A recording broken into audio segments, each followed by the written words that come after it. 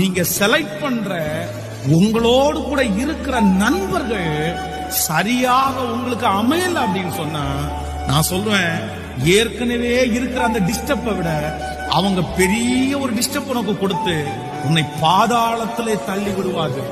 இந்த சத்தத்தை கேட்கிற அனைத்து தேவ பிள்ளைகளுக்கும் நான் சொல்றேன், ரொம்ப அவசியமான ஒன்று என்னன்னா, ரொம்ப முக்கியமான ஒன்று என்ன, உங்களுடைய ஃப்ரெண்ட் சர்க்கிள், நண்பர்கள் வட்டாரத்தை, உங்களோட பேசுறவங்க, உங்களோட பழகிறவர்களை நீங்கள் சரியான விதத்திலே வைக்காவிட்டால் உங்க எதிர்காலம் வெகு சீக்கிரத்திலே ஒன்றுமில்லாமல் போய்விடும்.